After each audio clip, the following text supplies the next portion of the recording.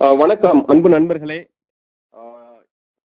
வலைத்தமிழ்.com மற்றும் AIIMS India foundation நிறுவனங்கள் இணைந்து நடத்தும் இந்த ஒரு விவசாயம் பேசுவோம் வாருங்கள் அப்படிங்கிற இரண்டாவது வாரத்தின் முத்தாய்ப்பான நிகழ்ச்சி ஆரம்பிக்கிறது.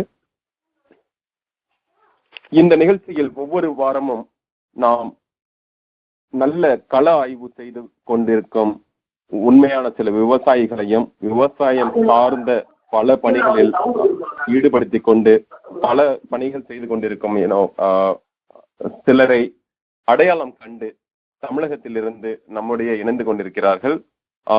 இந்த வரிசையில் முதலாவதாக நாம் திரு ஆறுபாதி கல்யாணம் அவர்களிடம் மிக அருமையான ஒரு உரையாடலை கண்டோம். மிக்க மகிழ்ச்சி. நல்ல உங்கள் அனைவருடைய ஆதரவும் மிக செழுமையாக இருந்தது. நூற்றுக்கணக்கான மக்கள் அமெரிக்காவின் பல பகுதிகளில் இருந்து கலந்து கொண்டிருக்கிறீர்கள். அது சார்ந்து நிகழ்ச்சி முடிந்ததற்கு பிறகும் கூட அது பதிவேற்றம் அடைந்ததற்கு பிறகு ஆயிரக்கணக்கான மக்களுக்கு இந்த செய்தி சேர்ந்து கொண்டிருக்கிறது. ஸோ அதே போல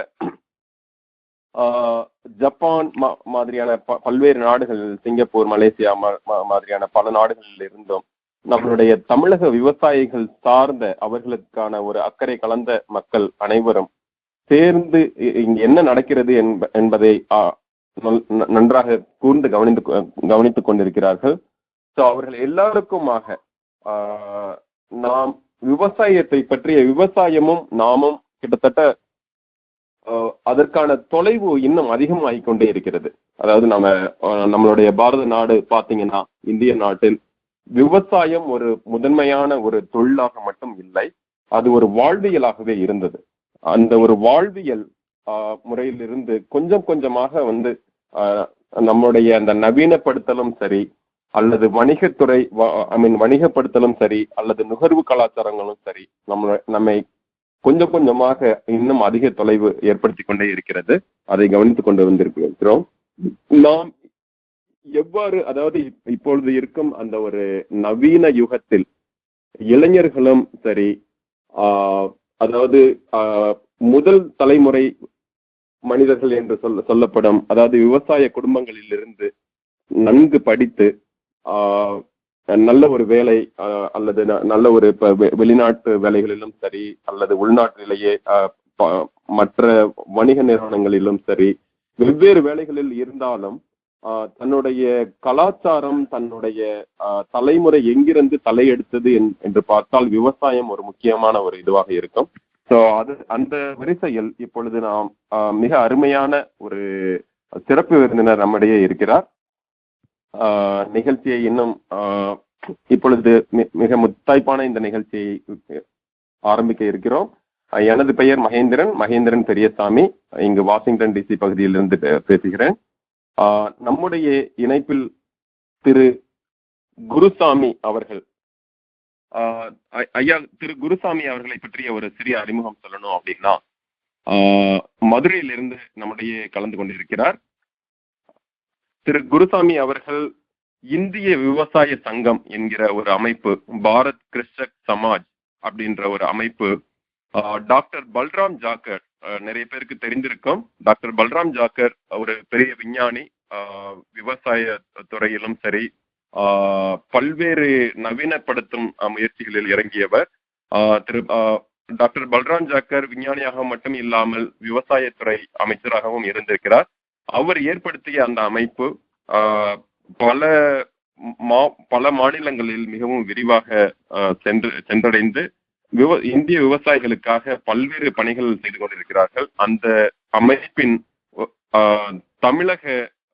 தமிழகத்தில் இருந்தும் சரி, அல்லது இந்திய அளவிலும் சரி, இவர் அதோட தலைவராக இருக்கிறார். அது மட்டும் இல்லாமல் உணவுத்துறை, உணவு பகிர்வும் சரி, உணவு தகவல்கள் மற்றும் உணவு பாதுகாப்பு துறை, அது சார்ந்த பல வேலைகளிலும் இருக்கிறார். ஒரு நல்ல ஒரு வழக்கறிஞர், விவசாயிகளுக்காக போராடி பல வழக்குகளில் வென்றிருக்கிறார். விவசாயிகளையும் காத்துக் கொண்டிருக்கிறார். இது போன்ற பல்வேறு பணிகள் செய்து கொண்டிருக்கும் திரு குருசாமி அவர்களை வலைத்தமிழ்.com மற்றும் எய்ம்ஸ் இந்தியா ஃபவுண்டேஷன் இணைந்து நடத்தும் இந்த ஒரு விவசாயம் பேசுவோம் என்ற நிகழ்ச்சிக்கு வருக வருக என்று வரவேற்கிறோம். ஐயா, திரு குருசாமி ஐயா வணக்கம்.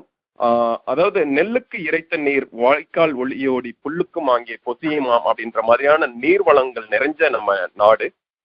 அதே மாதிரி மாடு கட்டி போரடித்தால் மாளாது தென்னல் என்று யானை கட்டி போரடித்த அழகான தென்மதுரை அப்படின்ற மாதிரியான அந்த ஒரு மதுரை பகுதியிலிருந்து, வளமான மதுரை பகுதியிலிருந்து நீங்க வந்திருக்கீங்க. விவசாயம் பேசுவோம் நிகழ்ச்சியில் வருக வருக என்று உங்களை வரவேற்று நிகழ்ச்சியை உங்களிடம் ஒப்படைக்கிறோம். வணக்கம் ஐயா. வணக்கம். என்னுடைய பெயர் குருசாமி. நீங்கள் ரொம்ப விரிவாக கூறிவிட்டீர்கள். நான் திருநெல்வேலி மாவட்டத்திலே குருமலை என்கின்ற ஒரு கிராமத்தை சார்ந்த ஒரு விவசாய குடும்பத்திலிருந்து வெளியேறி மதுரை வந்து இங்கு வழக்கறிஞர் தொழில் செய்து கொண்டிருக்கின்றேன். குருமலை என்பது ஒரு குறிஞ்சி நில கிராமம். அது எட்டயபுரம் ஜமீன்தார்களுக்கு கட்டுப்பட்டிருந்த ஒரு வளமான ஒரு பூமி. நீங்கள் சொன்னதைப் போல வாய்க்கால் வழி ஓடுகின்ற நீர் புல்லுக்கும் புசிந்தது போல் இல்லாமல் வளமான ஒரு வாழ்வு வாழ்ந்த தமிழகம். வேளாண்மை என்பதை கலாச்சாரமாகவும் வாழ்வாதாரமாகவும் எதிர்கால சந்ததியர்களுக்கான நாகரீக தொட்டில்களாகவும் வயல்களையும் வயல்வெளிகளையும் நம்முடைய மூதாதையர்கள் வளர்த்து வந்திருக்கிறார்கள். அதனுடைய தொடர்ச்சியை நம்முடைய எதிர்கால சந்ததியர்களுக்கு நாம் கொண்டு செலுத்துவோமா என்கின்ற ஒரு பெரிய கேள்விக்குறியில் நிகழ்காலத்தில் நாமெல்லாம் வாழ்ந்து கொண்டிருக்கின்றோம். கடைசியர் வளைக்கையால் மட்டு வாக்களில் திளைத்தவர் பருகிய தேரன் தேங்குழி என்று ஒரு தமிழ் பா ஒன்று உண்டு. பெண்கள் வயலில் வேலை பார்த்து களைத்து போகின்ற ஆண்களுக்கு நல்ல பனையிலிருந்து எடுத்து வந்த பதநீரை கொண்டு போய் அவர்களுக்கு ஊட்டி அவர்களுக்கு உற்சாகம் கொடுத்து அந்த வேளாண்மையில் இறக்கிவிட்டு அவர்களும் அந்த வயல்களில் வேலை பார்த்தார்கள் என்பது குடும்பம் சார்ந்த ஈடுபாட்டோடு இருக்கின்ற ஒரு பெரும் தொழில் விவசாய தொழில். கடைசியர் வளைக்கையால் மட்டுவாக்களின் என்பது போல அதுபோல அவர்கள் நீர் என்பது விவசாயத்தின் ஆதாரம், மண் வளம் என்பது அதனுடைய தாய். இரண்டையும் இப்பொழுது தமிழகம் முழுமையாக இழந்து நிற்கின்ற ஒரு துரதிர்ஷ்டமான நிலையில் நாம் உட்கார்ந்து கொண்டிருக்கின்றோம். நீங்கள் விதைக்கப் போகின்றவனும் நாற்று நடப்போகின்ற பெண்களும் வயல்வெளியில் நடந்து போகின்ற பொழுது வரப்புகளை விட்டு கீழே இறங்கிவிட்டால் அவர்கள் தண்ணீரில் தான் கால் வைக்க வேண்டிய ஒரு காலம் இருந்தது. இப்பொழுது சொட்டு நீர் பாசனத்திற்காக பல்வேறு வகைகளிலே நாம் நம்முடைய வேளாண் முறையை மாற்ற வேண்டிய சூழ்நிலைக்கு நவீன விவசாயம் கொண்டு வந்து சேர்த்திருக்கின்றது. பழைய பாரம்பரிய விவசாயம் என்பது ஜனத்தொகை குறைந்திருந்த காலத்திலே குடும்பமெல்லாம் விவசாயத்தில் ஈடுபட்டு அதிலே தங்களுக்கான உணவையும் தங்களுக்கான நாகரீக தொழில்களையும் மக்களையும் வளர்த்திருந்தார்கள். கூட்டு குடும்ப வாழ்க்கையில் மிகுந்திருந்தார்கள். ஐப்பசி கார்த்திகை மாதம் வந்துவிட்டது என்றால் நான் பள்ளியில் படித்துக் கொண்டிருந்த பொழுது சொல்கின்றேன். இப்பொழுது அதை நினைத்து கூட பார்க்க முடியவில்லை. என்னுடைய பேரன் ஒருவன் இருக்கின்றான். அவன் இப்பொழுது 5வது வகுப்பு படித்துக் கொண்டிருக்கின்றான். 6 என்பது எப்படி இருக்கும் என்று கேட்கின்றான். வைகை நதி கரை வழியாக வேலம்மாள் மெட்ரிகுலேஷன் ஸ்கூலுக்கு அவனுடைய பள்ளி பேருந்து போகின்ற பொழுது, தாத்தா வைகை என்று சொல்கிறார்கள், சாக்கடையாகவே ஓடுகிறதே அப்படி என்று கேட்கின்றான். ஆனால் வைகையை பற்றி இளங்கோவடிகள் மிக தெளிவாக கூறியிருக்கின்றார். அவர் கண்ணகியும் கோவலனும் வைகை கரையில் வந்து அமர்ந்திருந்த பொழுது தண்ணீர் எடுப்பதற்காக அந்த ஆதிரை என்ற பெண் வைகை ஆற்றிற்கு போகின்றாள். போகிற பொழுது தண்ணீர் ஓடிக்கொண்டிருக்கிறது. ஆனால் ஆறு தெரியவில்லை. வெறும் மரமும் கொலையும் செடியும் பூவுமாக மிதந்து போகின்றது. இவள் 2 கையால் அந்த நீரை விலக்கிவிட்டு தண்ணீரை மோந்து கொண்டு போய் கோவலனுக்கும் கண்ணகிக்கும் கொடுத்ததாக அவர் எழுதியிருக்கின்றார். அப்படிப்பட்ட ஒரு வளமான நதி கூட இந்த நிலைமைக்கு ஆளாகி இருக்கின்றது. தமிழகத்திலே மொத்தம் 5 பெரிய நதிகள், பாலாறு, தென்பண்ணை, காவேரி, வைகை, பொருணை. இவற்றில் பாலாறும் தென்பெண்ணையும் காவேரியும் மொழிவாரியாக மாநிலங்கள் பிரிக்கப்பட்ட காரணத்தால் ஆளுகை அடிப்படையில் வேறு மாநிலங்களில் இருந்து ஓடி வருகின்ற தண்ணீர் இன்று இருக்கின்ற நதிநீர் பிரச்சனைகளால் பாதிக்கப்பட்டு விட்டது. காவேரி அடுத்து இருக்கின்ற வைகை நதியின் பலமான ஒரு போக்கினை நாங்கள் எப்படி சொல்வது என்று தெரியவில்லை. அந்த நதி இன்று ஒரு ஓடையை விட மோசமான ஒரு சூழ்நிலைக்கு போகிறது. அதனுடைய நீர்பிடிப்பு பகுதிகள் எல்லாம் புரூபாண்ட் கம்பெனியினுடைய தேயிலை உற்பத்தி கூடமாகவும் பெரும் பெரும் தொழில் அதிபர்களின் காப்பி தோட்டங்களாகவும் மலைப்பயிர் தோட்டங்களாகவும் மாறி சிதைத்து விட்டார்கள். இயற்கையை மனிதன் ஏய்க்கின்றானா இல்லை அழிக்கின்றானா என்பதற்கான பதிலை உங்களை போன்ற அறிவாளிகள் தான் எனக்கு சொல்ல வேண்டும். பொருணை என்பது ஒரு புனிதமான நதி. அது தமிழக எல்லைக்குள் தோன்றி தமிழகத்திலேயே வளமாக ஓடி அது தமிழகத்திலேயே கடலில் கலக்கின்ற நதி. அதனுடைய ஆரம்ப கட்டத்திலேயே அதை மாசுபடுத்துகின்ற ஒரு பெரிய தொழிலுக்கு ஆளாகி இருக்கிறார்கள். தாமிரபரணி ஆற்றிலிருந்து மணலை எடுத்து சாக்கு மூடைகளில் அழகாக கட்டி சின்ன சின்ன மூடைகளில் கட்டி கப்பலில் ஏற்றி துபாயில் கொண்டு போய் கட்டடம் கட்டுவதாக இப்பொழுது போராட்டம் நடந்து கொண்டிருக்கின்றது. ஆற்று மணலை அயல்நாட்டுக்கு ஏற்றுமதி செய்கின்ற அளவிற்கு நம்முடைய அரசாங்கங்கள் பலவீனமாக போய்விட்டதற்கு பிறகு நாடு கடந்து வாழ்க்கைக்காக வாழ்ந்து கொண்டிருக்கின்ற நீங்கள் நம் நாட்டை பற்றி சிந்திப்பது என்பது உண்மையிலேயே உணர்வு பூர்வமானது. நாம் நம்முடைய வேளாண் தொழிலை எப்படி பண்ண வேண்டும் என்பதற்கான ஆதார அடிப்படைகளை பசுமை புரட்சி காலத்திலே பாரம்பரிய விவசாயத்தில் இருந்து நாம் வெளியேறி வந்த பொழுது விட்டுவிட்டோம். அது ஒரு காரணமாகவே தான் அமைந்திருந்தது. உணவு பஞ்சம் என்பது தலைவிரித்து ஆடியது. மக்கள் ஜனத்தொகை என்பது அதிகமாக போய்விட்டது. இயற்கையான நடைமுறை விவசாயத்தில் உற்பத்தி செய்த நெல்லும் பிற தவசங்களும் தானியங்களும் மக்களை பசியை போக்குவதற்கு ஏற்கவில்லை. எனவே விவசாயத்தினுடைய ஒட்டுமொத்த உற்பத்தியை பன்மடங்கு ஆக்காமல் இந்தியா மக்களுக்கு உணவு கொடுக்க முடியாது என்ற சூழ்நிலையில் அன்று இருந்த பிரதமர் அம்மையார் இந்திரா காந்தி அவர்களும் நம்முடைய தமிழகத்தைச் சேர்ந்த வேளாண் விஞ்ஞானி சுவாமிநாதன் அவர்களும் ஒன்றாக சேர்ந்து தீட்டிய பசுமை புரட்சி திட்டம் அன்றைய தினம் இந்திய மக்களை வறுமையில் இருந்து அல்ல பசிப்பிணியில் இருந்து மீட்டு கொண்டு வந்தது. வாங்கும் சக்தி இருந்தாலும் வாங்குவதற்கு உணவுப் பொருள் கிடைக்காத காலமாக இருந்த காரணத்தால் அப்படி ஒரு திட்டத்தை இந்த அரசு நடைமுறைப்படுத்தியது. அதை கண்ணை மூடிக்கொண்டு விவசாயம் செய்வது செய்யலாமே தவிர, ஆனால் அறிவுபூர்வமாக சிந்திப்பதற்கு பொழுது நாட்டிற்கான ஒரு முயற்சியை அவர்கள் செய்தார்கள். அது இன்று பாதகமாக வருவதாக அதை அந்த அந்த அந்த பசுமை புரட்சியை கொண்டு வந்த சுவாமிநாதன் அவர்களே ஏற்றுக்கொண்டிருக்கின்றார்கள். இப்படிப்பட்ட காலத்தில் இதிலிருந்து மீண்டு வருவதற்கு மீண்டும் ஒரு புரட்சி எப்படி செய்வது என்பதற்காக இந்திய அரசு ஒரு பெரிய முயற்சியை எடுத்து ஒரு வேளாண் கொள்கை ஒன்றை உருவாக்கி அதை செயல்படுத்துவதற்கு முற்படுகின்றது. துரதிருஷ்டவசமாக இந்தியா என்பது அரசியல் சட்ட ரீதியில் மத்திய அரசாகவும் மாநில அரசுகளாகவும் பிரிந்து கிடக்கின்றன. இட் இஸ் நெய்தர் ஃபெடரல் நார் யூனிட்டரி என்று ஆங்கிலத்திலே சொல்வார்கள். நம்முடைய அரசு ஒரு முழுமையான ஃபெடரல் அரசாங்கங்களாகவும் இல்லை, ஒரு முழுமையான தன்னாதிக்க அரசாகவும் இல்லை. தடியெடுத்தவனெல்லாம் தண்டல்காரன் என்று சொல்வதை போல் ஓட்டு வாங்கி ஆட்சிக்கு வருபவர்கள் அங்கெங்கு இருக்கின்ற மக்களை அப்பொழுதுதான் ஓட்டு கிடைக்கும் என்ற ஒரு சிறிய மனப்பாங்கில் அவர்களை எல்லாம் தன்வசப்படுத்துவதற்கோ இல்லை மக்கள் வசமாக இந்த ஆட்சியாளர்கள் போவதற்கோ இந்த நாட்டை துண்டாடி கொண்டிருக்கின்றார்கள். நதி என்பதற்கு மொழி கிடையாது, மதம் கிடையாது, மனிதர்களினுடைய இனம் கிடையாது. அது மேட்டிலே தோன்றி பள்ளத்தை நோக்கி போகின்றது. கம்பன் சொல்வான், பள்ளத்து பாயும் நன்னீர் அணையர் என்று சொல்வான்.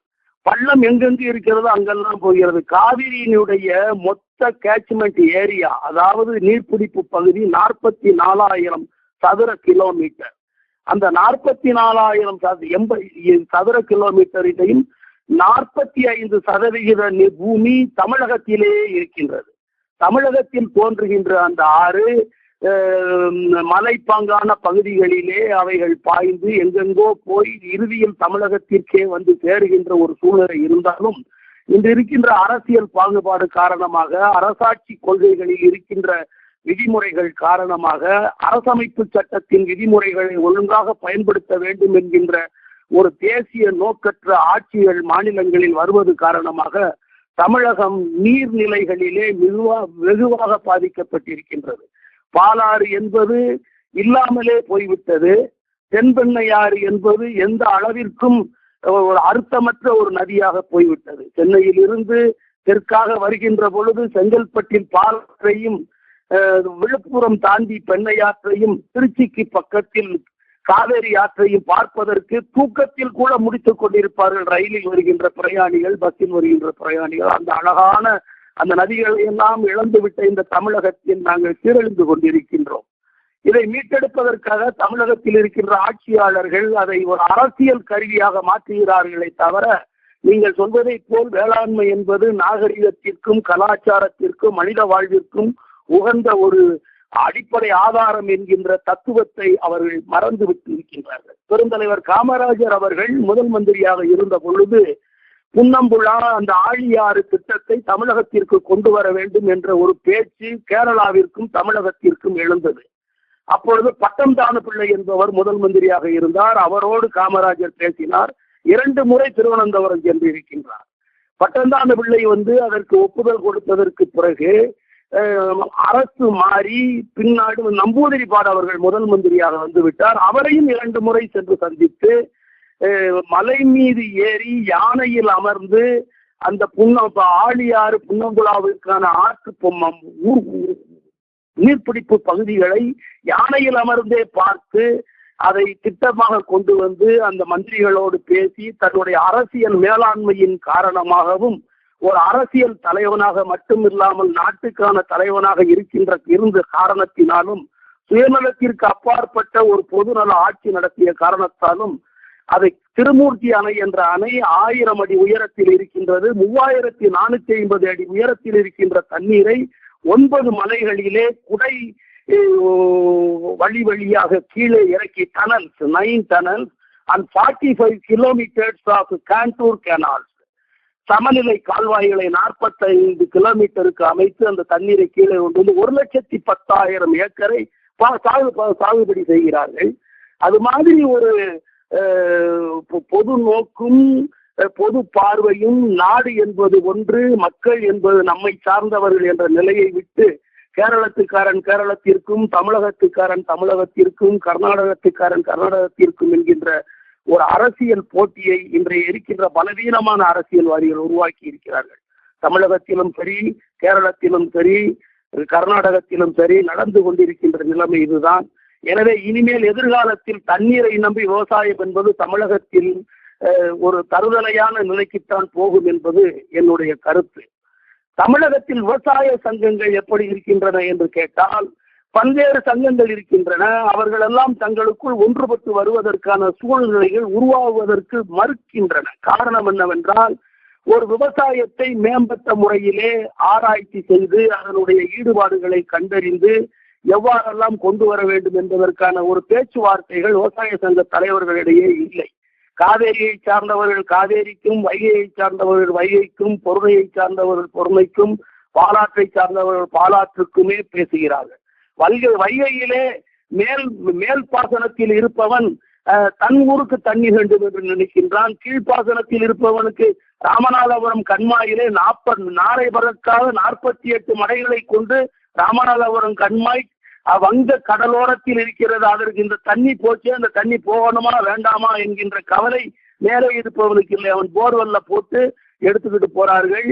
15 கிலோமீட்டருக்கு தெற்கும் வடக்கும் இருக்கின்ற பெரிய நில சுவார்ந்தார்கள் வைகை கரையிலே ஒரு 10 சென்ட் இடத்தை வாங்கி ஒரு பெரிய போர்வெல்லை தோண்டி அதிலிருந்து தண்ணீரை எடுத்து 10 கிலோமீட்டருக்கு கொண்டு போய் விவசாயம் செய்கிறார்கள்.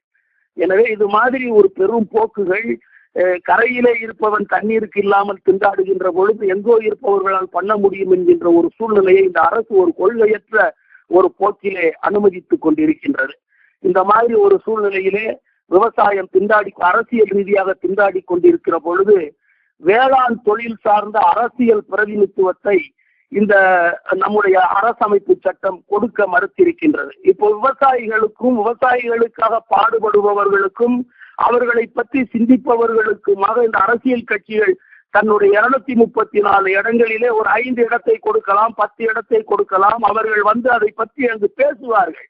விவசாயத்தை பற்றி புரியாதவர்களும் விவசாயத்தினுடைய சட்ட நுணுக்கங்களை தெரியாதவர்களும் இருந்து வேளாண் துறை மந்திரியாக இருப்பவருக்கு விவசாயத்தை பற்றி தெரிந்திருக்க வேண்டும். அவர் சாராய கடைக்கு அதிபதியாக இருப்பவரை விவசாய மந்திரியாக வைத்துக் கொண்டு என்ன செய்வது என்று நீங்கள் தயவு செய்து சிந்திக்க வேண்டியது அரசியல் பேச்சு அல்ல. வேளாண் விளைபொருள் சந்தைகள், நீங்கள் விவசாயி உற்பத்தி செய்கின்றான், அவன் உற்பத்தி செய்கின்ற பொருள். இந்த உலகத்திலே அவமானமான பொருள் என்னவென்றால் வேளாண்மை பொருள் தான். எல்லாவற்றையும் ஏர் கண்டிஷன்களிலே வைத்து விற்று கொண்டிருக்கின்ற நம்முடைய நாடு இதைத்தான் சாக்கடைக்கு பக்கத்தில் போட்டு காலால் தட்டி பார்த்து கொண்டிருக்கின்றது. ஒரு வாழைப்பழம் இப்பொழுது 6 ரூபாய் 7 ரூபாய்க்கு கிடைக்கின்றது. ஆனால் வாழையை விளைவிக்கின்ற விவசாயி அதை 40 பைசாவுக்கு விற்பதற்கு நாண்டு கொண்டிருக்கின்ற ஒரு சூழ்நிலையில் வேளாண் விற்பனை பொருள் வாய்ப்புகள் தமிழகத்தில் இருக்கின்றன. இதை சீரமைப்பதற்கான ஒரு பெரிய முயற்சிகளை இந்த அரசாங்கங்கள் எடுத்தாக வேண்டும். அதற்கு இந்த விவசாயிகள் தங்களுடைய சக்தியை பயன்படுத்தி அறிவுபூர்வமாக ஆக்கப்பூர்வமாக நிலைக்கு அவர்கள் வர வேண்டும். அடுத்து முக்கியமானது வேளாண் நிதி சீரமைப்பு, அக்ரேரியன் கிரெடிட் ரிஃபார்ம். இப்பொழுது விவசாயத்திற்கு காசு வேண்டும், காசு உரிய காலத்தில் கிடைக்க வேண்டும், அது தேவையான அளவு கிடைக்க வேண்டும். அதை கொண்டு அவன் சுயேட்சையாக அந்த விவசாயத்தை செய்து அதன் மூலமாக தன்னுடைய வேளாண் உற்பத்தியை பணப்பிரச்சனை இல்லாமல் செய்து முடிக்க வேண்டும். ஆனால் நம்முடைய நாட்டிலே கந்து வட்டிக்காரர்கள் வட்டிக்கு கொடுக்கிறார்கள், கமிஷன் கடைக்காரர்கள் விவசாயிகளுக்கு கொடுத்து தங்களுடைய பொருள்களை தோட்டத்தில் விளைவிப்பதற்கு முன்னாலேயே தன்னுடைய பொருள் என்று கடைகளிலே பெரிய கடைகளிலே பட்டியல் போட்டு உட்கார்ந்து கொண்டிருக்கின்றார்கள். வங்கிக்காரர்கள் விவசாயிகளுக்கு நீங்கள் நகையை கொண்டு வாருங்கள், நாங்கள் உங்களுக்கு கடனாக தருகிறோம், நகையை வாங்கி வைத்துக் கொண்டு ஒரு வருஷத்தில் திருப்பவில்லை என்றால் அதை ஏலத்தில் விட்டுக் கொண்டிருக்கின்றார்கள். பெரிய பெரிய டிராக்டர் கம்பெனி உற்பத்தியாளர்கள் எல்லாம் வங்கிகளோடு உடன்பாடு செய்து கொண்டு வங்கிகளும் டிராக்டர் கம்பெனிகளும் சேர்ந்து 20 விவசாயிகள் விவசாயம் பண்ணுகின்ற ஒரு ஊரிலே 15 டிராக்டர்களை விற்பனை செய்து விடுகிறார்கள். இந்த 15 டிராக்டரை வைத்துக் கொண்டு அவன் என்ன செய்வது என்று தெரியாமல் நகரத்தை தேடி மண்ணடிப்பதற்கும் மணல் அடிப்பதற்கும் குவாரியில் கல்லடிப்பதற்கும் குப்பை அடிப்பதற்கும் போய் கொண்டிருக்கின்றான். இந்த சூழ்நிலை ஒன்றை நீங்கள் யோசித்து பார்க்க வேண்டும். அடுத்து வேளாண்மைக்கு கடன் கொடுப்பதிலே ரிசர்வ் பேங்க் ஆஃப் இந்தியா, நம்முடைய upper bank in Indian monetary system has evolved a very good policy called the credit norms. அந்த அதுல வந்து ரொம்ப தெளிவாக சொல்லி இருக்கிறார்கள். வேளாண்மைக்கு கடன் கொடுக்கின்ற பொழுது குறுகிய கால பயிர்களுக்கு நீண்ட கால பயிர்களுக்கு என்று 2 பிரிவாக கடன் கொடுங்கள். குறுகிய கால பயிர்களுக்கு கடன் கொடுக்கின்ற பொழுது 90 நாட்களுக்கு மேல் பணம் செலுத்த முடியாத விவசாயினுடைய கணக்குகளை நீங்கள் நான் பெர்ஃபார்மிங் அசெட் என்கின்ற ஒரு கேட்டகரிக்கு கொண்டு போய் அதன் மீது வட்டி எதையும் போடவே செய்யாதீர்கள். அப்படியே வட்டியை நீங்கள் வங்கி கணக்குக்காக எழுதினாலும் அதை வங்கியினுடைய ப்ராஃபிட் அண்ட் லாஸ் அக்கவுண்ட் லாப நஷ்ட கணக்கில் எழுத வேண்டுமே தவிர வட்டி கட்ட முடியாத விவசாயியின் கணக்கில் எழுத வேண்டிய அவசியம் கிடையாது. அதற்கு உடனே ஒரு மானிட்டரிங் கமிட்டியை போட்டு ஏன் இப்படி இருக்கிறது என்று பார்த்து அந்த விவசாயிகளுடைய பேச்சுவார்த்தைகளை நடத்தி அவர்கள் இலகுவாக கட்டுவதற்கு ரியலிஸ்டிக் ரீபேமெண்ட் ஷெட்யூல், உண்மையிலேயே இலகுவாக கட்டுவதற்கான ஒரு ஷெட்யூலை உற்பத்தி பண்ணி கொடுங்கள். தேவைப்பட்டால் ஒரு ரீஃபைனான்ஸ் அடுத்து கொடுத்து கொஞ்சம் பணத்தை கொடுத்து அவன் இதை முடித்து நமக்கு கட்டுவானாங்கிறத பத்தி ஆராய்ச்சி பண்ணு அப்படின்னு சொல்லியிருக்கான். அந்த வங்கிகளுக்கு எதுவுமே தெரியாது. வங்கி மேலாளர் வந்து அவருடைய அறையில உட்கார்ந்து கொண்டு இந்த கமர்ஷியல் பேங்கிங்க்கு எப்படி வந்து பண்றானோ அதைத்தான் விவசாய வங்கிக்கு செஞ்சுட்டு கடைசியில வந்து டிராக்டர் ஏலம் போடுறது, வீட்டை ஏலம் போடுறது, அப்புறம் வந்து நிலத்தை ஏலம் போடுறதுங்கிற கதையில வந்து வங்கியும் தன்னுடைய தொழில்நுட்பத்தில் தான் முன்னேறி இருக்கிறதே தவிர வேளாண் கடன் நுட்பத்தில் முன்னேறவில்லை. வேளாண் தொழில்நுட்ப சேவையை செய்வதற்கு வேளாண் கடனை கொடுக்கின்ற வங்கிகளுக்கும் இந்த அரசாங்கத்திற்கு பொறுப்புண்டு. அவைகள் அதை செய்ய மறுத்து வருகின்றார்கள் என்பது உங்கள் கவனத்திற்கு கொண்டு வர வேண்டும் என்று நான் விரும்புகின்றேன். அடுத்து விவசாயிகளுக்கு மானியங்கள் வழங்கப்படுகின்றன. இது வந்து ஒரு பெரிய விஷயம். மானியம் என்பது கஷ்டப்படுகின்ற ஒரு விவசாயிக்கு கொடுக்கப்படுகின்ற ஒன்று. அது உர மானியம், சொட்டு நீர் பாசனத்திற்கான மானியம், வேளாண் உபகரணங்களுக்கான மானியங்கள், வெள்ள நிவாரணம், வறட்சி நிவாரணம், பயிர் பாதுகாப்பு திட்டத்தின் கீழ் வரும் பண வரவுகள், ஒரு அரசு சார்ந்த விவசாய உதவித்தொகைகள், இவைகள் எல்லாம் அங்கங்க ஒவ்வொரு டிபார்ட்மெண்ட்டுக்கு போயிருது. எந்த டிபார்ட்மெண்ட்ல எந்த மானிய தொகை இருக்குங்கிறது எந்த விவசாயிக்கும் தெரியாது. அதை கண்டுபிடிக்கின்ற பணியில் எந்த விவசாயி ஈடுபடாமல் டெல்லியில போய் இருந்து கொண்டு கோவணத்தை கட்டி கொண்டு போவது, எலிக்கறியை சாப்பிடுவது, பாம்பு கறியை சாப்பிடுவது, இதன் மூலமாக இந்த நாட்டிலே நாம் கடனை எல்லாம் ஒழித்து விடலாம் என்கின்ற நிலைமைக்கு விவசாயிகள் தள்ளப்பட்டு விட்டார்கள். அவர்களை குறை சொல்ல முடியாது. நாங்கள் ஆண்டியாகி போனோம், எங்களுக்கு பிழைக்கிறதுக்கு வழி இல்லை, எனக்கு பிழைப்பு கொடுன்னு சொல்லி நான் நரேந்திர மோடியை பார்த்தா தான் டெல்லியை விட்டு வருவேன்னு சொல்லி ஒரு 150 பேர் 37 நாட்களாக அம்மன குண்டியோட இருக்காங்க, சோறு சாப்பிடாம இருக்காங்க, ஒப்பாரி வச்சு அழுகுறாங்க, கும்பிடு போடுறாங்க, பாடையில போறாங்க, வேட்டியை கிழிச்சுக்கிட்டு பைத்தியக்காரனா அலைகிறான். இதை ஒரு அரசாங்கம் இது வரைக்கும் கண்டுக்க முடியல. இங்க இருக்கிற மக்கள் மத்தியிலிருந்து அதற்கான ஒரு பெரிய எழுச்சியிலே ஆக நம்முடைய விவசாயிகள் நம்முடைய சூழ்நிலையை இந்த மாதிரி எடுத்து சொல்றாங்கல்ல, ஏன்னு சொல்லி இந்த அரசாங்கத்திற்கும் இந்த விவசாயிகளுக்கான ஒரு பேச்சுவார்த்தையை உருவாக்குவதற்கான மக்கள் எழுச்சி என்பது எழுந்து வரவில்லை. நீங்க கூடங்குளம் என்கின்ற விஷயம், இப்போ இந்த இப்போ ஹைட்ரோ கார்பன் என்கின்ற விஷயம், அப்புறம் இந்த சென்ட்ரல் கவர்மெண்ட் இந்த எலக்ட்ரிக் இதுகளை கொண்டுட்டு போறதுக்கு பவர் கேபிளுக்கு இடம் ஆக்கும். அந்தந்த பாதிக்கப்படுகின்ற பகுதிகளில் தான் அந்த விவசாயிகள் அதை பற்றி பேசுகிறார்களே தவிர இது விவசாயம் சார்ந்த ஒரு விஷயம், இதற்காக அந்த பகுதி கஷ்டப்படுகிறது என்று சொல்லி மக்கள் மத்தியில ஒரு எழுச்சியோ இல்லை விவசாயிகள் மத்தியில் ஒட்டுமொத்தமான எழுச்சியை ஒரு பிரஷரைசிங் குரூப்பாக, அதாவது ஒரு அழுத்தம் கொடுக்கக்கூடிய ஒரு மக்கள் தொகையை கொண்ட ஒரு இயக்கமாக விவசாயிகள் வருவதற்கான வாய்ப்புகள் சமீப காலமாக தென்படவில்லை. அதற்கான சூழ்நிலைகள் உருவாகும் என்று நான் நம்புகின்றேன். அடுத்து நில உடைமை பதிவேடுகள், நிலத்தை விலைக்கு வாங்குகிறார்கள். வாங்குகின்ற பொழுது பட்டாவை மாற்றுவதற்கென்று பணத்தை அங்கேயே வாங்கிக் கொள்கிறார்கள். ஆனால் அந்த பட்டாவை மாற்றுறதே கிடையாது. 5 தலைமுறைக்கு முன்னால் எவன் பெயரில் நிலம் இருந்ததோ அவன் பெயரில் தான் இன்னைக்கு வரைக்கும் விவசாயம் பண்ணிக்கிட்டு இருக்கான். ஆனால் பேங்குக்கு போய் லோனுக்கு போய் நிலத்தை அடமானம் வைக்கிறோம், உன் பேர்ல பேங்க் இல்லப்பா, இடம் இல்லை, இந்த மாதிரி இன்னாரு பேர்ல இருக்கு, அதனால அதை மாற்றி கொண்டுட்டு வாங்க போய் தாசில்தார் ஆகிகளை மாற்றுறதுக்கு போனால் 1 ஏக்கர் நிலத்தை மாற்றுறதுக்கு ஒரு 15,000 ரூபாய் பணம் செலவு வேண்டியிருக்கு. அவங்க தாசில்தார் அலுவலகமும் நிலச்சுவாந்தார்களில் ஒருவராக மாறி நிலத்தை பங்கு பெறுகின்ற ஒரு சூழ்நிலைக்கு வந்திருக்கிறதே தவிர சட்டத்தின் பலாபலனை மக்களுக்கு கொடுக்கக்கூடிய ஒரு சூழ்நிலையில் இன்றைய அரசு எந்திரங்களும் இல்லை. அடுத்து முக்கியமான ஒரு விஷயம் என்னவென்று சொன்னால், இப்பொழுது இந்த ஊரக வேலை வாய்ப்பு திட்டத்தை கொண்டு வந்திருக்கிறார்கள். இந்த Mahatma Gandhi national rural employment guarantee scheme. இது எதற்காக கொண்டு வரப்பட்டது என்று சொன்னால், தேவையான உணவிற்கும் வாழ்க்கைக்கும் அடிப்படை வசதி இல்லாத மக்கள், வறுமை கோட்டுக்கு கீழ் வாழ்கின்ற விவசாயிகள், அவர்களுக்கு ஒரு மாதத்திற்கு குறைந்தபட்சம் ஒரு 12,000 ரூபாயாவது சம்பளத்தை கொடுத்து ஏற்கனவே அவர்கள் சம்பாதிக்கின்ற தொகையோடு ஒரு கூட்டு தொகையாக கொண்டு போய் இந்த விவசாயிகளை வறுமை கோட்டிற்கு கீழ் வாழ்கின்ற பட்டியலில் இருந்து வறுமை கோட்டிற்கு மேல் கொண்டு வருவதற்கான மத்திய அரசாங்கம் எடுத்த ஒரு பெரிய முயற்சி. அந்த முயற்சி உலக அரங்கத்திலே அது வெகுவாக பாராட்டப்பட்டது. ஐக்கிய நாடுகள் சபை அன்றைய விவசாய அமைச்சரை அமைத்து அந்த சட்டத்தையும் அதனுடைய செயல்பாடுகளையும் விளக்கி கூற சொல்லி இந்திய அரசுக்கு பாராட்டு கூறியது. ஆனால் அப்படிப்பட்ட திட்டம் இங்க செயல்பாட்டு முறையிலே மிகவும் பாதிக்கப்பட்டிருக்கிறது. அது என்ன சொல்லி 365 நாள் ஒரு வருஷத்துல இருக்கு. அதுல 100 நாள்களை தேர்ந்தெடுத்து வேலையில்லாத 100 நாட்களை அந்தந்த கிராமங்களில் இருக்கின்ற கிராம சபை கூடி எந்த 100 நாளாக அது இருக்கணும், ஒட்டுமொத்தமா 100 நாளா இருக்க வேண்டாம், குறைந்தபட்சம் 15 நாள் தொடர்ந்து வேலை பார்க்கணும், மொத்தம் ஒரு வருஷத்துக்கு 100 நாள் வேலை பார்க்கணும், வேற எந்த விவசாய வேலையும் இல்லாமல் இருக்கணும். அப்படிப்பட்ட சூழ்நிலையில பார்க்கணும். அந்த வேலையை அப்படி தேர்ந்தெடுக்க சொன்னா நம்ம ஊர்ல இருக்கிற கலெக்டரும், நம்ம ஊர்ல இருக்கிற தாசில்தாரும், நம்ம ஊர்ல இருக்கிற ஊராட்சி ஒன்றிய அதிகாரிகளும், நம்ம ஊர்ல இருக்கிற பஞ்சாயத்து போர்டு தலைவர்களும் ஆற்றுல தண்ணி வாய்க்கால்ல தண்ணி வர்றப்ப இந்த வேலைக்கு ஆளை கூட்டிட்டு போய் பல்ல குத்திக்கிட்டு வேப்ப மரத்துக்கு அடியில படுத்து தூங்கிக்கிட்டு இருக்காங்க.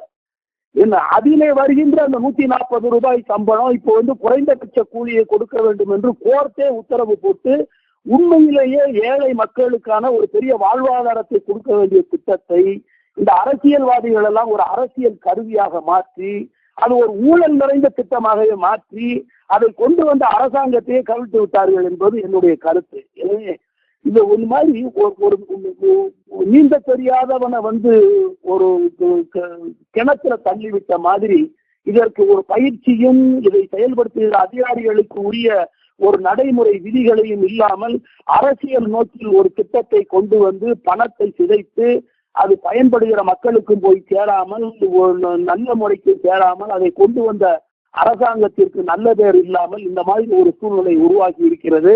இது மாதிரி விஷயங்கள் எல்லாம் நாங்கள் எவ்வளவோ கோர்ட்ல எடுத்து பேசுறோம், என்னென்னமோ பண்ணி பார்க்கிறோம், இருந்தாலும் ரொம்ப மோசமான ஒரு சூழ்நிலைக்கு போய் இதுல நிலச்சீர்திருத்தம் என்பது முக்கியம். லேண்ட் ரிஃபார்ம் இந்தியா சுதந்திரம் அடைந்தவுடன் வந்த முதல் சீர்திருத்த சட்டம் the land reform enactment.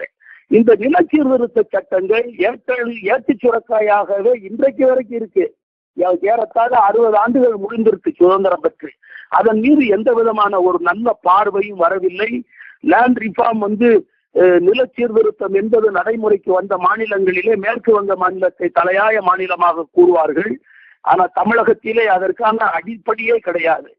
Land reform என்பதற்கு அர்த்தம் கிடையாது. அதனுடைய இதுகளை எப்படி எடுத்து பட்டியலிட்டு போடுவது என்பதற்கான விளக்கங்கள் இல்லாத ஒரு சூழ்நிலையில் இருக்கின்றார்கள். அடுத்து இப்ப நேஷனல் ஃபுட் செக்யூரிட்டி ஆக்ட்னு ஒரு சட்டத்தை கொண்டுட்டு வந்திருக்காங்க, தேசிய உணவு பாதுகாப்பு சட்டம். அடுத்து protection of farmers rights act, விவசாயிகளுடைய உரிமையை பாதுகாக்கின்ற சட்டம். இரண்டு ரொம்ப முக்கியமான சட்டங்கள். இந்த சட்டங்கள் சம்பந்தப்பட்ட நடைமுறைகளையும் அதே மாதிரி இந்த நேஷனல் ரூரல் எம்ப்ளாய்மெண்ட் ஆக்ட், இந்த மூணுமே சேர்ந்து சட்டப்படி நடந்தது என்றால், முறைப்படி நிர்வாகப்படுத்தது என்றால் விவசாயத்திற்கு மிகுந்த இது வரும். இப்ப பிரேசில் நாட்டுல கன்சியா என்கின்ற ஒரு பெயரிலே ஒரு நேஷனல் ஃபுட் செக்யூரிட்டி கவுன்சில் என்கின்ற ஒரு அமைப்பு வைத்திருக்கிறார்கள். நம்ம ஊர்ல இருக்கிற பஞ்சாயத்து மாதிரி ஒவ்வொரு கிராமத்திற்கும் விவசாயிகள் registered farmers R the voters to the national food security council. அவங்க ஓட்டு போட்டு கிராம அளவுல ஒரு மெம்பர், அப்புறம் யூனியன் அளவுல, வட்டார அளவுல, மாவட்ட அளவுல, மாநில அளவுல அமைப்பு வைத்திருக்கிறார்கள். விவசாயத்தை பொறுத்தவரை, நீர் ஆதாரத்தை பொறுத்தவரை, உணவு பங்கீட்டை பொறுத்தவரை, உணவுப் பொருள் விலை நிர்ணயத்தை பொறுத்தவரை இந்த கன்சியா என்கின்ற நேஷனல் ஃபுட் செக்யூரிட்டி கவுன்சில் என்ன சொல்கிறதோ it is mandatory for the government to follow it in the government policies. அரசு கொள்கைகளிலே அது கொண்டு வர வேண்டும் என்று கட்டாயமாக்கப்பட்டு மிக வெற்றிகரமாக இந்த ஃபுட் செக்யூரிட்டி ஸ்கீம் நடக்கின்ற நாடுகளிலே பிரேசில் ஒரு நாடாக இருக்கிறது. அதை தென் அமெரிக்கா வழி நடத்தி அங்கு வெற்றி என்றிருக்கிறார்கள். நம்முடைய இந்தியாவில் அதற்கான வாய்ப்புகள் அதிகமாக இருக்கின்றன. ஏனென்று சொன்னால் அது போன்ற சட்டங்கள் இருக்கின்றன. அவைகளை செயல்படுத்துவதற்கான ஒரு விதிகளை கொண்டு வர வேண்டும் என்பதிலே நாங்கள் மிக இதாக பண்ணுவோம். அடுத்து நபார்டு என்கின்ற ஒரு வங்கியை பற்றி நீங்கள் அதெல்லாம் கேள்விப்பட்டிருப்பீங்க. National agricultural rural development bank. அவைகள் பேங்க். அவர்கள் எங்கேயாவது ஒரு இடத்துல ஒரு ஆபீஸை போட்டு உட்கார்ந்துக்கிட்டு இருக்கின்ற இந்த நகையை வாங்கி வச்சுக்கிட்டு கடன் கொடுக்கிற பேங்க் மேனேஜர்கிட்ட காசை கொடுத்து அவன் திரும்பவும் இந்த வட்டி கொடுக்கிற வேலையை தான் பார்க்கிறானே தவிர அவர்கள் விவசாய கடனை விவசாயிகளுக்கு கொடுக்கின்ற முறையில் கொடுக்கவில்லை. எனவே இப்பொழுது ஏற்பட்டிருக்கின்ற பெரிய கோரிக்கை, நபார்டு என்கின்ற இந்த பேங்க் விவசாயிகளுக்கு மட்டுமே கடன் கொடுக்கின்ற ஒரு வங்கியாக மாறி ஒவ்வொரு தாலுகா அளவிலாவது ஒரு வங்கி கிளை நேராக வர வேண்டும் என்கின்ற ஒரு கோரிக்கையை இன்றைய தினம் நாங்கள் எழுப்பி பேசி வந்திருக்கின்றோம். வேளாண் தேசிய கொள்கை என்பது ஒரு முக்கியமான விஷயம். இதுல மத்திய அரசாங்கம் கொண்டு வருகின்ற எல்லா செயல்களும் மாநில அரசாங்கத்தால் செயல்படுத்தப்பட வேண்டும். The state government is the nodal agency to implement all land related and agriculture related activities. ஆகவே மத்திய அரசு சட்டம் நல்ல சட்டமாக இருந்தாலும் அதை நிறைவேற்றுகின்ற மாநில அரசு நல்ல முறையில் நிறைவேற்றாமல் போனால் அந்த சட்டத்தின் பலாபலம் விவசாயிகளுக்கு சேருவதில்லை. இன்றைக்கு இதுல பெரிய பிரச்சனைகள் இருக்கின்றன. மாநில அரசுகள் மத்திய அரசுகளிடம் வாங்குகின்ற நிதியை they are diverting the fund for other schemes which is populistic in nature. அதாவது கன்ஸ்ட்ரக்டிவா செலவழிக்க வேண்டிய இந்த பணங்களை எல்லாம் நான் ஓசிக்கு சைக்கிள் கொடுக்குறேன், ஓசிக்கு வந்து துணி கொடுக்குறேன், ஓசிக்கு செருப்பு கொடுக்குறோம், நாங்க ஓசிக்கு விதை கொடுக்குறோம், விலையில்லாத அரிசி கொடுக்கின்றோம். விலையில்லாத அரிசி என்பது அது ஒரு பெரிய தாற்பயமாக தமிழகத்தில் தோன்றி அதை சொன்னால்தான் ஓட்டு கிடைக்கும்னு இப்ப இந்திய அளவுல ஃபாலோ பண்ண ஆரம்பிச்சிட்டாங்க. ஒரு விவசாயி தன்னுடைய ரத்தத்தை சிந்தி உருவாக்குகின்ற அரிசியை ஓசிக்கு கொடுப்பதற்கு இந்த கவர்மெண்ட்டுக்கு என்ன உரிமை இருக்கிறது என்று நான் கேட்கின்றேன்.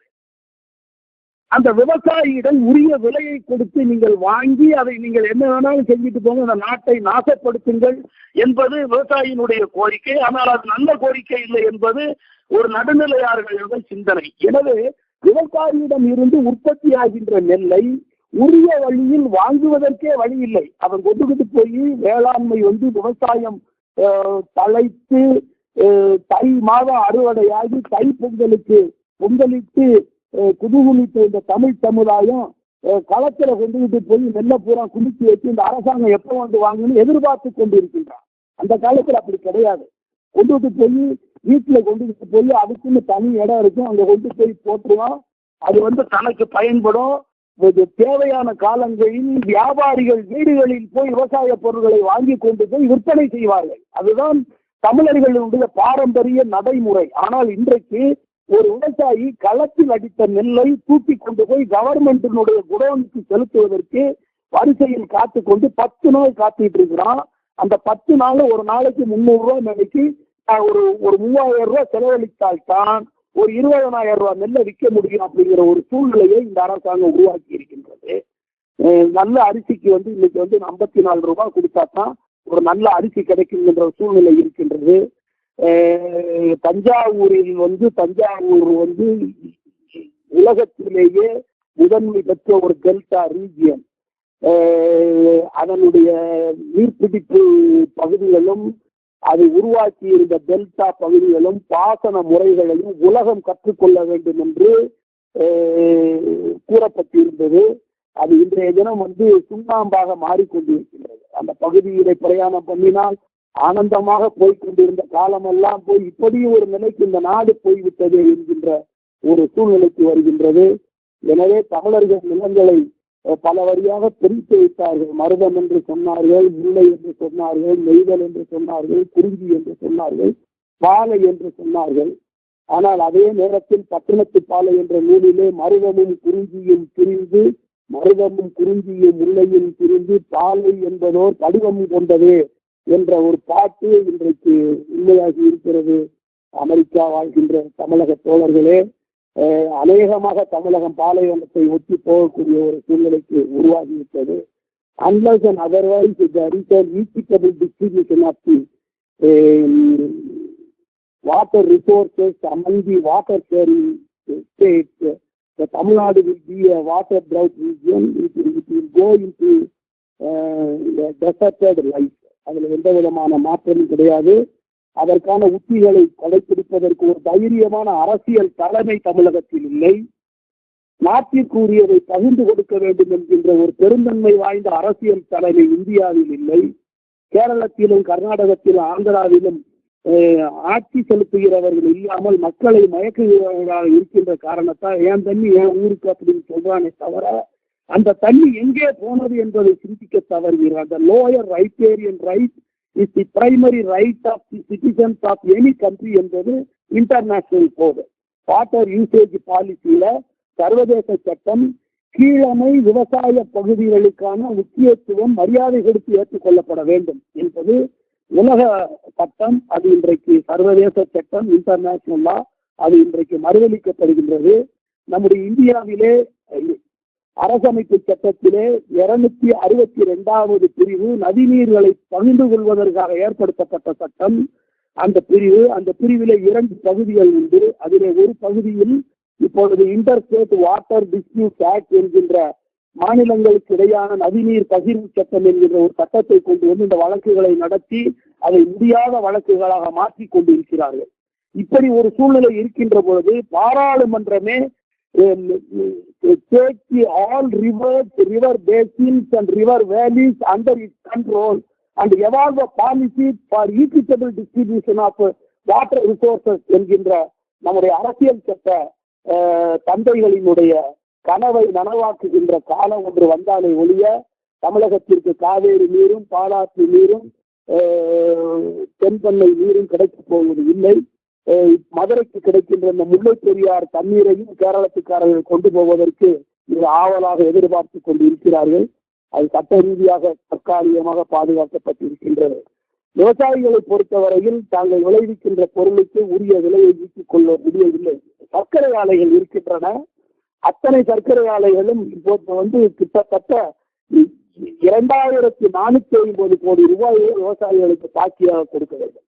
அவர்கள் கொடுக்க வேண்டும் என்று அரசாங்கம் அவர்களுக்கு பணம் கொடுத்து விட்டது. அந்த பணத்தை கணக்கெழுதி கொண்டிருக்கிறார்களே தவிர இதுவரைக்கும் கொடுக்கவில்லை.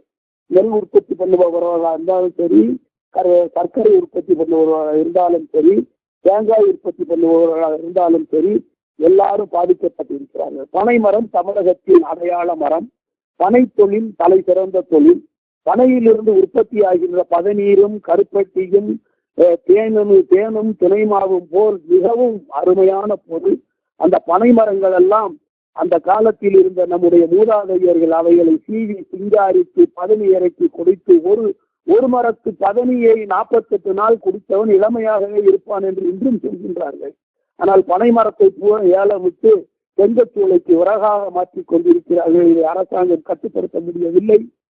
அடுத்து காற்றாலைகள், the non conventional energy development programme என்கின்றதிலே காற்றாலைகள் அமைப்பதற்காக பனை மரங்கள் இருக்கின்ற பகுதிகளை அரசாங்கம் தனியார்களுக்கு விற்றுக் கொண்டிருக்கின்றது. இதை எதிர்த்த வழக்குகளை எல்லாம் நாங்கள் தாக்கல் செய்திருக்கின்றோம்.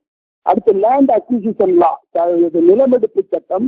விவசாய நிலங்கள் எங்கெங்கு இருக்கிறதோ அங்கெல்லாம் கொத்தி கொண்டு போய் முதலாளிகளுக்கு கொடுத்து பெரிய தொழிற்சாலைகள் தேவைதான். ஆனால் விவசாயத்தை அழித்துவிட்டு ஒரு தொழிற்சாலை நிற்கப் போவதில்லை.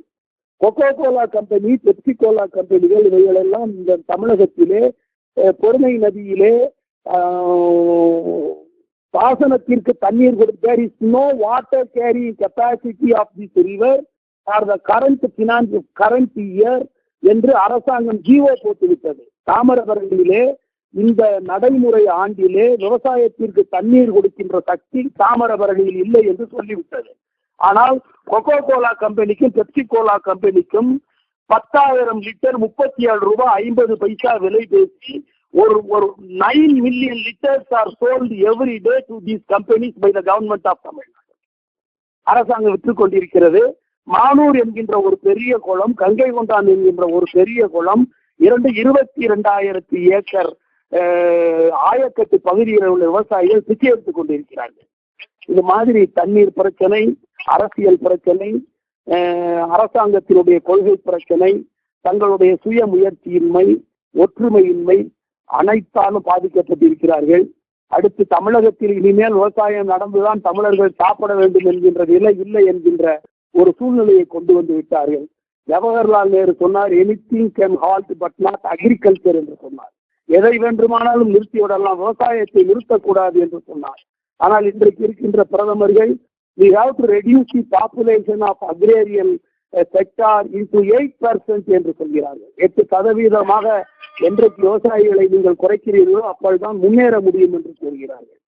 முன்னேற்ற திட்டங்களுக்கான வரைமுறைகள் இண்டிசிஸ் ஆஃப் டெவலப்மெண்ட் என்ன சொல்லுது அப்படின்னு சொன்னால், ஒரு வளமான நாடு, வளமான பொருளாதாரம் என்பது அதனுடைய ஒட்டுமொத்த பொருளாதாரத்தில் 4% பொருளாதாரத்தை கொண்டிருக்கின்ற நாடுதான், 4% வேளாண் பொருளாதார வளர்ச்சியை எட்டிய நாடுதான் நீடித்து நிலைத்த பொருளாதார வளமுள்ள நாடு என்று உலக பொருளாதார அறிக்கை கூறுகின்றது. இந்தியாவிலே 8%, 9% வளர்ச்சியை கடந்த 10-15 ஆண்டுகளாக கண்டிருக்கின்றோம். ஆனால் 2% மேல் வேளாண் முன்னேற்றம் இல்லை. அதை 4% கொண்டு வருகின்ற பெரும் முயற்சியில் ஈடுபட்டார்கள். அதற்கான சூழ்நிலைகள் குறைந்து வருகின்றன. இந்த சூழ்நிலையில் நான் பார்த்த பார்வையிலே ஒரு விவசாயியாக பிறந்து விவசாய குடும்பத்திலிருந்து வெளியே வந்து ஒரு வழக்கறிஞராக தொழில் செய்து கொண்டிருக்கின்ற பார்வையிலே நான் உங்களுக்கு பேசி இருக்கின்றேன். ஒரு விவசாயி வயலில் இருந்து படுகின்ற கஷ்டத்தை உங்கள் மத்தியில் என்னால் விவரித்து கூற முடியவில்லை. இருந்தாலும் கொள்கை ரீதியான ஒரு பார்வையும் அரசியல் ரீதியான ஒரு பார்வையும், அதிகாரிகள் எந்த அளவில் அதிகாரத்தை செலுத்த தவறுகிறார்கள் என்ற பார்வையிலும், நீதிமன்றங்கள் எப்படியெல்லாம் இந்த விவசாயிகளுக்கான வழக்குகளை கொண்டு வர வேண்டும் என்கின்ற பார்வையிலும் இதை நான் உங்களுக்கு வைத்திருக்கின்றேன். இந்த நிலம் எடுக்கின்ற நிலங்களை எல்லாம் எடுத்து யாருக்காவது விட்டு விடுகிறார்கள் அல்லது ரோடு போட்டு விடுகிறார்கள். எல்லாம் நல்லா இருக்கு. நான் அந்த நிலத்தை கொடுத்து ஒவ்வொரு எங்கேயாவது migrated to some other part and they are dying for their life, வாழ்க்கைக்கு செத்துக் கொண்டிருக்கிறார்கள். எனவே நாங்கள் இப்பொழுது கூறுவது என்னவென்றால், 1000 ஏக்கர் நிலம் தேவை என்று சொன்னால் 2000 ஏக்கர் நிலத்தை கையகப்படுத்தி அந்த நிலத்தை இழக்கின்ற ஒவ்வொரு விவசாயிக்கும் அந்த வளர்ச்சி பெறக்கூடிய பகுதியிலே குறைந்தபட்சம் 1/2 ஏக்கர் நிலங்களையாவது ஒதுக்கி அவர்களையும் இந்த வளர்ச்சியோடு சேர்த்து செல்லுங்கள் என்கின்ற கோரிக்கையை வைத்து நாங்கள் இங்கு போராடி கொண்டிருக்கின்றோம். எனவே விவசாயம் செய்து பிழைப்பது என்பதை விட விவசாயத்தை பாதுகாப்பதற்கான கொள்கை வடிவமைப்புகளை உருவாக்குவது என்பது மிகவும் தலையாய கடமை என்பதை கருதி நீங்களும் அங்கிருந்து உங்களாலான எல்லா முயற்சிகளையும் செய்து தமிழகத்து விவசாயிகளை பயிற்சி பெற்றவர்களாக, அமைப்பு சார்ந்தவர்களாக, அரசாங்கத்திடம் தங்களுடைய கோரிக்கைகளை தட்டி கேட்பதற்கு இந்த பார்கெனிங் கெப்பாசிட்டி, அதாவது பேர பேசுகின்ற தன்மையை அடைபவர்களாக உருவாக்குகின்ற பெரும் பணியிலே நீங்கள் ஈடுபட வேண்டும் என்றும், தற்காலிகமாக ஆடு கொடுக்கிறது மாடு கொடுக்கிறது என்ற அரசாங்க திட்டங்களை போல் நீங்களும் அதை உற்சாகப்படுத்தாமல் ஒரு நீண்டகால திட்டத்தின் அடிப்படையில் ஒரு நிரந்தரமான தீர்வுக்கு உங்களுடைய முழு முயற்சிகளை நீங்கள் செலுத்த வேண்டும் என்றும் உங்களை தாழ்மையோடு கேட்டுக்கொண்டு இந்த வாய்ப்பை அளித்த உங்களுக்கு மரியாதையையும் நன்றியையும் செலுத்துகின்றேன். வணக்கம்.